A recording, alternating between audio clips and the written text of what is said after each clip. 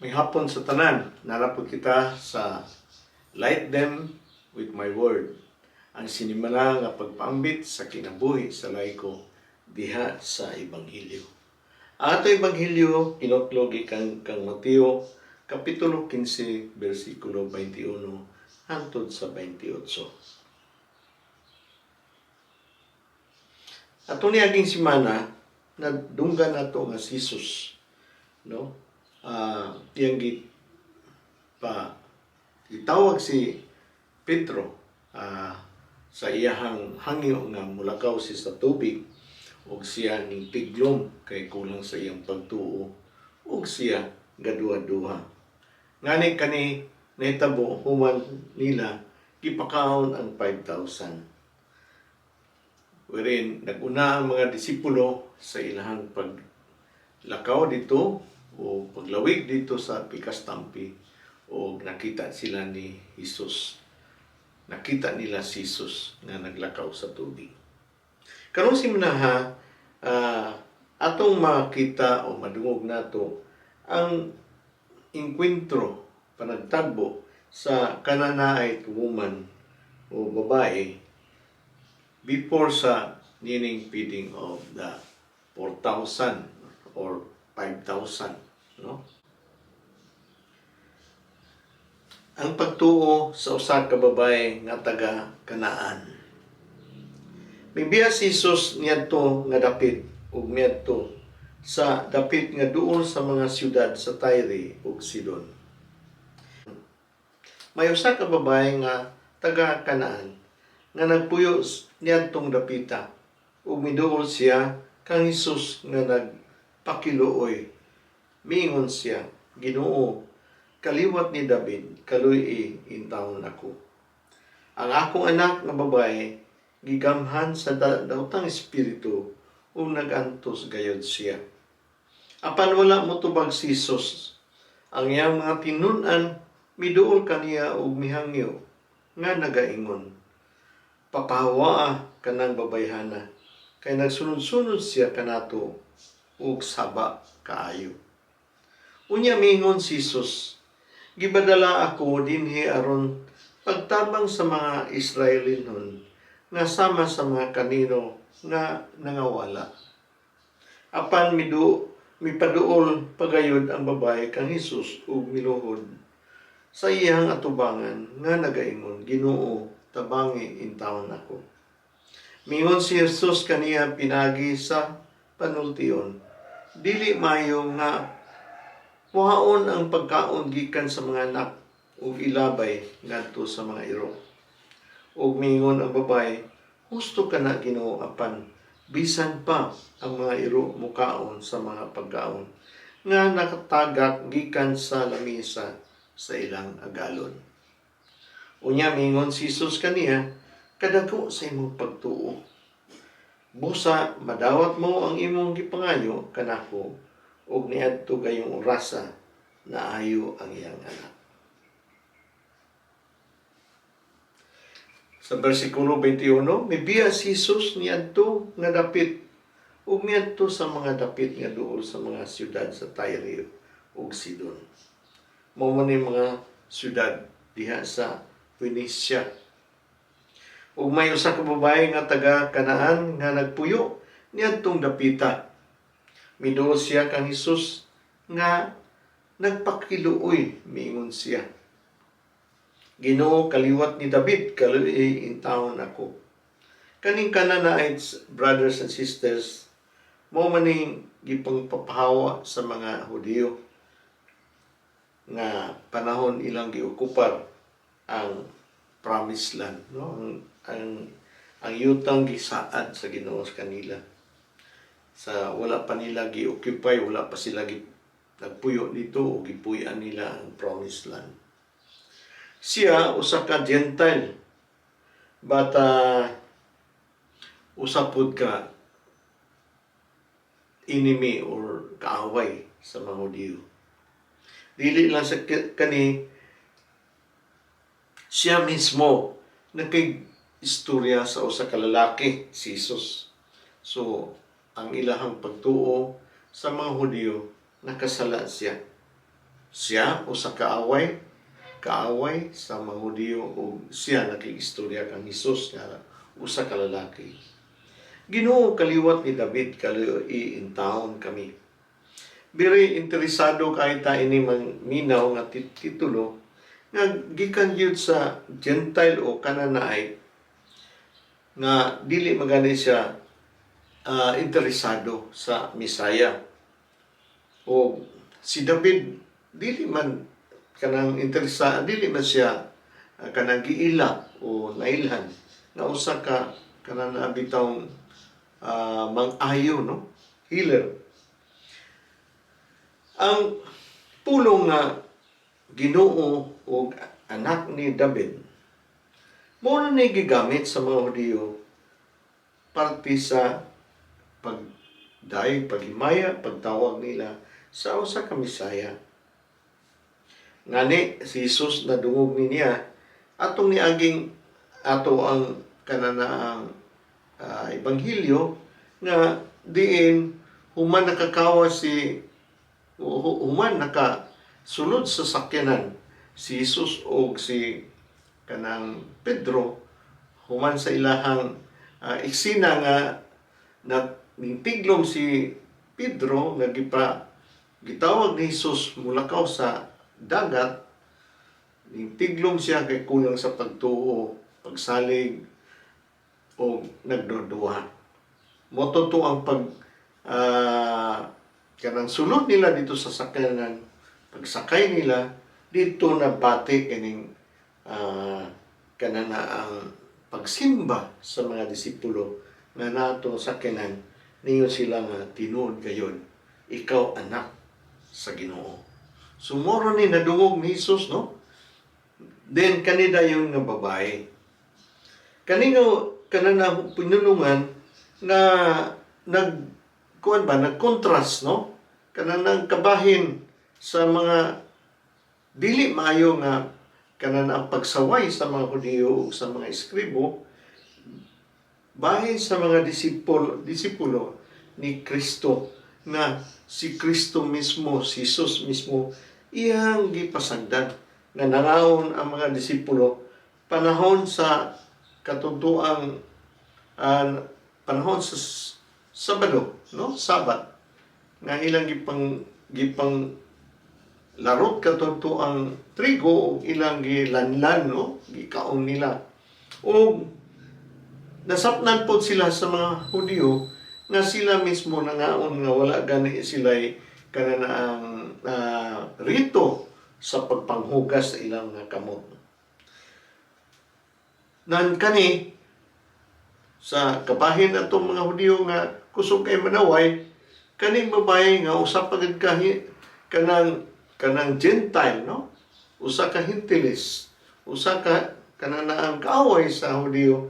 Siya na noon na ay pagsalig, pagtuo o kananaang grabe ang ihang respeto sa kananaang ato ang Ginoong Hesus. Ingon na siya nga ang akong anak nga babae gigamhan sa daotang espiritu ug nag-antos gayud siya. Apan wala motubag si Hesus, ang iyang mga tinun-an miduol kaniya ug mihangyo nga nagaingon papawaa ka ng babayhana kay nagsunod siya kanato og saba kaayo. Unya miingon si Jesus, gipadala ako dinhi aron pagtabang sa mga Israelinhon nga sama sa mga karniro nga wala nga nangawala, no? Kanimo isyu nga kananaang kanunay yun i-address, kanunay yun idangat diha kang Kristo para maayo mga kanang nagsakit o giyawaan ng mga membro sa pamilya.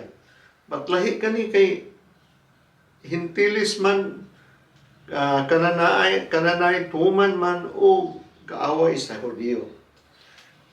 In verse 23 makita ninyo nga hilom si Jesus, no? Hilom sa atong mga pangahangyo usahay si Jesus biyahilom, no? Sa labi na atong mga pagampo usa ni kana bitawng ehemplo ba. Nga naman ang Ginoo usahay og mag-ampo na hilom man siya. Usahay mag-ampo siya sama sa isyu dinhi nga naay priority di ang Ginoo. Na di siya ilain nga mga plano o hilom siya para ipakita diha sa imong kaugalingon ug unsa man ang imong ipangayo. Angayan ba nimo o dili? But diri sa kananayon mo man, undo dili siya priority kay tungod kay kanang kaaway man siya sa Hudiyo o dili pa antak na makita nato later on, no? But persistent siya sa iyang pag-ampo. Muna in verse 23, ang katong mga disipulo, no, kung padayon na nato ito nga nagpakilom si Jesus, sila nakuan sila, na kung tanawon pa nimo kanabitawng gisamukan sila sa babae kay persistent ang babae. Grabe yun yung gihangyo mayo si Jesus. At the same time, masaba kayo. No? So like the feeding of the 5,000 wherein ang mga disipulo, di na sila kay balo kung saan ang 5,000 kamo ng mga katawhan kasunod-sunod kang Jesus ngangit-ngit na. No? Alom-om na. O wala pa sila pagkaon. Munang ingon ang mga disipulo, Lord, ato na rin papawaon o ipalakaw na nila itong mga tawhana o kaning mga tao. Basi makita sila puyanan liya sa unahan o unsa ba, makakita sila o pagkaon nila. But ingon si Jesus, pagkanas sila. Matutuwa makita nimo nga taon-taon. Ingon sila nga na may bata, Lord, nga ang iyang dala. Pila raman ni ka isda o pan, no? Dahil si Jesus dayon siya nga ipalingkod sila, no? O nagdaig, naghimaya o gipasalamatan ni Jesus. Moto ang feeding of 5,000. Sumugya po diri. Gusto nila palakton ang usa ka babae kay gisamukan sila sama sa feeding of the 5,000. Di lang kay balo, gisamukan sila sa kadaghan sa tao. Kanina po ilan na pong lakaw ang usa ka babae, no? Kay gisamukan sila. Nabay mangayo sa ato, nabay kasunod-sunod sa ato kanunay. Labi na manuktok sa tunggalay, mangayong pagkaon o kanunay nga balik-balik. Kanunay balik-balik ka nato o maurag hapon ka pangayo og bugas. So, maparihab yata sa mga disipulo, no? Ilang gihangyo ang Ginoo Jesus nga ipapahawa, ipalakaw, no? But Jesus answered to the disciple instead, not to the woman. Siya nga, gipadala ako din aron sa pagtamang sa mga Israeli noon o sama sa mga kaniro nga nangawala. Si Jesus sa iyang misyon niya, naghatag siya og punto, no? Nga ang akong punto is ang Israel dili niya pakapinan kini nga misyon. Misyon ba niya ang hangyo sa babae? Sa verse 25, apan miduol gayud ang babae kang Jesus o miluhod sa iyang atubangan nga nagaingon, Ginoo tabangi in taon ako. So niluhod siya ug siya nang hangyo og maayo. Brothers and sisters, to tell you, very difficult gayud ni Jesus kani nga sitwasyon. Ngani ingon siya nga, ang akong focus is to fulfill, akong tumanon ang kananaang tunong sa akong misyon, mao ang paghatag ug kaluwasan, maayong balita sa mga Israelinhon kay sila sama sa usa ka mga karniro walay nagbantay. Na usa ka babae nga dili Hudiyo. Siya nga ang akong priority is ang mga Hudiyo mismo kaysa maning mga Hudiyo pinili sa Diyos. They are the chosen people of God. So, ang ayan man lang po nga na ay priority ang Ginoo. Kay magunsa man lang ang wato siya dito sa kanana ang Gentiles nga ang ihang mga pinili nga mga Hudyo nga wa man gani maatiman. So mo na siya ang tuyo sa ato ang Ginoo nga atimanon sa nako ni unya na mo. Kay nga naman bisan makaingon siguro mo sa inyong kaugalingon, Lord, bisag ka nang babayhan na lang unahon sa imo. Ganun man diya sa balang kasulatan nga wa ni man atiman niya. Atiman na. Hilom man kakayo. Una-una ragod. Kung ibutang nato atong kaugalingon dito sa panahon na kapanahonan. Kung atimanon diretso ni Jesus. Unsay may tabo? Daghan nga mga Gentiles mo na sa iya magpatambal. Kay okay man di ay ina nga kanira siya nga ang babae nga naay masakiton. Naay giyawaan nga bata. Napay daghan. Apan nagulat lang kung ayuhon mag ni Jesus o iya pag yung atimanon nga Gentiles man.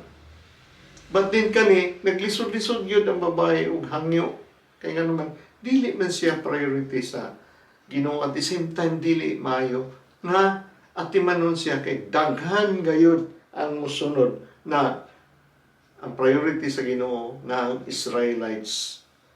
Israelita nga maoy iyang unahon kay walay nag-atiman. Tan-aw ra gud ang mga Israelites mga iskribo o ganang parisiyo. Grabe kasaway ni Jesus. Walay istorya ni Jesus nga dili sawayon, no? So mo nang iyon siya nga ako ning atimanon kay luoy kaayo. Gipahimuslan sila sa mga parisiyo o kanang iskribo. Taliman ka, ipatuman nila ang sama sa gisaway sa mga kanang parisiyo o sa mga iskribo kang Hesus nga iyang gialaw ang atong mga tinunan, mga disipulo nga mukaon nga walay rito sa paghugas kamot. Unsa may importante ang paghugas kamot o paghigugma? Unsa pa importante ang pagtabang sa tao o kanana ang pagtuman sa Sabado na ilahang gipatuman. So dako kayo nga kalainan o dako kayo nga problema sa ilang pagtulunan. Kung ipatuon na nimo sa o ipasunod sa mga mo man ay problema kay ipasunod man diha sa mga kananaang mga katawhan sa Dios nan ang ilang kuan biya kananaang ang ilang problema biya ang ilang pagkaon kay pobre biya sila. Ang ilang biya problema kay kulang sa ilang pagtuon na magtuon sa balaod sa Ginoo nga wa magay sila gitun-an illiterate man kasagara sa ila nang saan lang pagtuman muna sa Ginoo pag-abot niya paghatag sa Ginoo sa ato ang Misaya nga si Jesus ay ang gituon kanato mao ang commandments sa gugma, no? Dili commandments sa pagtuman sa mga rito o sa mga practices na di nato kasabtan o unsay mga kahulugan niya na basta lang tumano nato mo nang gitawag nato tuo-tuohon, no? Maduha-duhaon mo nang usay magduha ta kanunay kay di ta kasalig o di ta kasiguro sa atong gituguan, no? So mo na siya nga miingon si Jesus kanila sa dili maayo ug kuhaon ang pagkaugikan sa mga anak ug ilabay ngadto sa mga iro. Mao na ang pagpasabot nga ang iyang priority mao ang Israelites, no? O nganong atong gi-consider niyan mga iro ang katong wala mahisubay diha sa kananaang pinili sa Dios mo nga mga Israelites, no? So iya taong gipanganlan og mga iro kay wala pa man sila ma-evangelize, wala pa sila makabig diha sa pagtulunan sa maayong balita. Very, no? Very kuan yun nga nang kuan kayo nga statement, no? Ang kanang kanang gigamit ni Jesus, no? But dali kayo ang iyang punto nga siya mismo ni anhi para sa mga Israelites.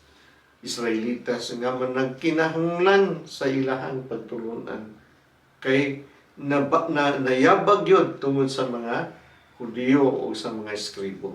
Nayabag yun ang mga tao di nakibalo kung sa ilang tuhuan. No? Sila tanan, wala makasubay sa Sabado. Grabe kay imong pagtuman sa kanang Sabat niya pagunganan na walay sunod imong tiyan. No? Tunganon lang gayon nimo kay nga naman para dili ka makasala. Or bisan og way kwarta nimo, mutuman lang yun ka sa paghalad, pagsunog sa mga mananap imuhang pag-ihalad. No? So naghatag ka na ito ni og kanana bitaw ari koleksyon atong ginumduman katong ingon si Blessed Mother nga puna ang mga tadyaw dito sa primerong wedding, primerong kasal, no? Nga nagmilagro sa Bino. Ingon si Mama Mary, puna ninyong tadyaw o buhatan ninyo kung siya ang istorya. Kung sa istorya ni Jesus ayang mama, ni Mama Mary, ang akong takna wala pa maabot Mama Mary. Ang akong takna wala pa mahuman Mama Mary. Murag gyapon ini, no? Dili ba mayo nakuhaon ang pagkaon gikan sa mga anaks o gilabay ngadto sa mayro? My hour has not yet come. Ang akong oras wala pa. No? In John chapter 2, verse 4. Kaning babae, he is posing. No? Iyang pugos yun nga kanang tambalan, ayuhon ang iyang anak. But he was a Canaanite woman o Hintiles pa yun. Of course, gigugma sa Ginoo ang mga Hintiles. Ngani makita nimo diha sa Biblia, daghan kayo nga mga instances na iyang kanang gitambalan. Like katunto ang centurion, no? Kanang like, ako man to, kanang Hintiles man to. The woman on the well, katong iyang sangyawan sa mayong balita nga tibok na nun bariyuhan ang iyang nakabig diha sa pagtulunan. Gikan kato siya Galilee ning lakad siya paingon sa kanang Jerusalem ug naagi niya nga giuhaw siya. Hintiles man to siya, no? Daghang kaayo kanang kahigayunan nga iyang giatiman ang mga Hintiles. But mura gina sa akong gikaistorya. Dili niya ipakita nga siya naigugma sa mga Hintiles ug wala pa niya atiman na gayon sila kay unahon niya atiman ang mga tao na mga Hudiyo na wala gayon nagatiman. Sa atong kapanahonan karon, no? Ang ato ang kaugningong pamilya, ang ato ang kagulingon nga kanang simbahan. Daghan kaayo ang angayan nato nga pagtudloan. Nan muuna day ka og tudlo dito sa uban nga ang ato ang kaugalingong pamilya wala pa nato matudlo no? Kisa may mo support sa ato unya kung kanunay tang magtudlo sa uban unya ang atong pamilya nagkaguliyang, no? Mayon siya nga naon sa bagani nga ang imong pamilya o gani nimo matiman, no? Kisa may mo back up nimo nga mga bata unya mga nga si papa mayo malanang adto sa gawas wa man mi atiman na gani anak, so dili ta consistent, no? Si Jesus, he wanted to be consistent sa iyang mission, no? Wala man magpasapot nga dita manglakaw dita mga adto dito sa uban. But katong uban, katong mga katawhan nato nga ready na sila nganong wa man pud mo manglakaw. Nganong nagpa kuan man mo diha. Kanana ang kumpiyansa ra mo diha, no? Naaram mo sa inyong kaugalingon, sa pasabot ang kaluwasan ba? Nara diha nga dili ninyo isangyaw, dili niyo ipambit. Basig later on ang katupang inyong silingan nga wala ninyo masangyaw, mao pay maluwas kay sa inyo. Kay pangitaan man mo later on, asa man si pulano nga nawa man ninyo madala diri. asa madayon sa inyong gibuhat, no? Confident na mo nga naluwas na mo, nga wa inyong gibuhat. By virtue of baptism, ingon siya nga, mao ka na inyong pagabuhaton. By virtue of baptism, magsangyaw ka mo, katong mga ready na. Upos katong dili pa ready, sangyawan sa ready na. Kisa may mo sangyaw sa ready na, di ba kita na ready na? Katong mga Hudiyo nga dili pa ready, kisa may mo sangyaw, di ba kita? Katong mga Hintiles, masangyawan nato kung kita po, maridi na po kita. No? Muna ang trabaho sa usa ka community nga kita magtinabangay isig usap. Ug niingon ang babae, ug mitubag, husto ka na Ginoo, apan bisan pa ang mga iro mukaon sa mga pagkaon nga natagak gikan sa lamisa sa ilang agalon. Grabe po, kalit po ug dali ra gyud kaayo ang usa ka babae, no? Ning istorya gikan po sa iyang gipasumbingay sa kang Hesus. Siya ning tubag, no? Ug iyang advantage, no? So, iyang kanang pabor niya. Nganoon, bisan gani mga mumo, Lord. Mga mumo gani kung kanon kini makapabusog man sa amo ang tiyan. Bisan dili kami kanang apil diha sa lamisa. Nara kami diri sa ubos. Naghulat sa mga mumo. So, ang iyang ginabuhat, walay pagduduha. O ang si Jesus tungod po sa iyang kanang mapaubsanon ug pagrespeto ug nagtamod diha sa kananaang pagadios ni Jesus. Ug ang babae nagtuo magyud nga si Jesus makaayo magyud sa iyang anak nga babae.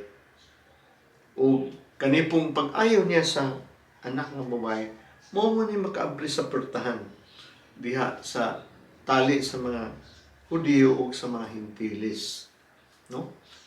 Ay ingna nga maayo ang iyang anak ug siya mismo gitagaan og kananaang kaayuhan ug giabi-abi sa Ginoo bisan tuod ug dili siya unta angayan nga abi-abihon sa Ginoo. Ay inang paghuman nga maayo ang iyang anak. Wala gyud may tabo niya na mahimo gayud siyang sumusunod ni Kristo, no? Muna na kita daghang nga opportunity sa ato nga kinahanglanon nato pud atimanon ang atong isigataon na sa palibot. Bisan kita nagtuo nga dili pa man kani sila angayan nga priority. Dili man angayan pud ta ang priority atong gamiton. Dili man ta angayan nga kani sila ato nang tagaan o sangyawan.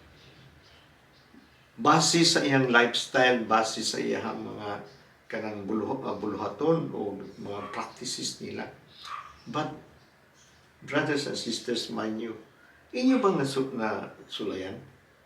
Inyo bang nasulayan nga gigamit ninyo ang ngalan ni Jesus? Sa kanalang daan sa mga atoang paglaom ni kinabuhi yang puno sa ato ang problema. Inyo bang gihatag, gipresentar ba ninyo ang ato ang Ginoo diha kanila? Para sila pun matagaan o kananaang panghuna o opsyon nga mobalik na kami sa Ginoo. Basin kani maoray makapaayo, makaalim sa amo ang pamilyo. Sa ato ang pamilya nato, ato bang gigamit? Gisgutan ba nato sa atong mga bata nga usay di na motuo ug nay Ginoo, mga bata nato na lunang na diha sa mga gadget nila. O kanang ilahang mga games nila ug uban pa nilang kanang ilahang gitawag nato nga diha sila malipayon diha sa ilahang mga gabuhaton, ilang mga barkada. Labi na katong nag-take na o mga droga o uban pa. Ato bang gipresentar? Ato pa silang gihatagan nga na si Jesus nga mo igugma kanila o maghatag kanila ug kahigayunan nining kinabuhi nga matul-id malipayon ug sila masaligon nga mohatag kang Hesus ug maghatag og koneksyon diha para sila mismo ubanon nila si Hesus sa ilahang tagsa-tagsa nga buluhaton, whether nagtrabaho na sila o nag-eskwela pa, no? O sa ilahang kadili kasabtan ining kinabuhi. Una na ang diri sa ato ang pagtulunan karon, yun siya bisan og mga mumho, no? Basin ba mga mumho lang ang gikinahanglanan na nila, brothers and sisters, no? Dili man nga full-fledged nga o full-blast nga pagtunon ang gikinahanglan kanila, mumho lang. Mumho lang. Gagmay lang yung kay istorya. Ayaw pagpanglugos po o istorya sa ila kay mahimo ng brothers and sisters. Mahimo ka ng away sa tuang kauban sa trabaho, membros pamilya o uban pa ng mga tao nga tuang kasangyawan. Mumho lang ang gikinahanglan. Unya mingon si Jesus, kadako sa imong pagtuo. Busa na dawat nimo ang imong gipangayo kanako ug niadto gayong oras na ayo ang iyang anak. O madawat mo ang imong gipangayo. No? Gipangayo niya ang pag-ayo. Dili ra man gyud siguro ang pag-ayo ang naayo ang tali relasyon sa Hudiyo ug sa mga Hentiles. Ang pagkakita sa babae o kinsa gayon ang Ginoo ang Misaya. Yan ang gisgutan. My Lord and the Son of David. No? Mo man ang address sa Misaya nato na mga tumutuo o gatamod nga ang atong Ginoong Hesus. Siya gayon ang ato ang manununda, Misaya or manluluwas. No? So naay dako nga nahitabo. Unsay nakaingon? Ang paghangyo, persistent nga prayer. Ang persistent nga paghangyo. Apan ang mga disipulo muoy naghangyo pod nga ipapawa ng babayhana kay samo kayo. Ipapahawa undo si Jesus naghilom ug naa siya iyang gustong abuton sa una mga Hudiyo. But usahay sama ka nato, uban ka nato, usahay kita pod ang nakaingon. Ipapahawa nato. Kita mooy samukan na ng mga tawhana nga naa nagpalibot kanato. Ayaw silang ipapahawa. Ayaw sila, do not send them away. Ayaw sila kanang abuga.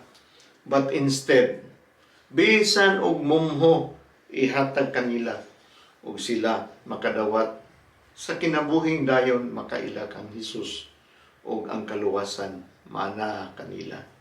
Salamat kayo. May hapon sa tanan mga isuon ug sa sunod na pud nga kanang kay gayunan next week, no? Sunod semana mag-abot na pud kita. Ayaw kalimot og like and subscribe og labaw sa tanan mayon ta og masuportahan ninyo atong ministry para makapadayon kita.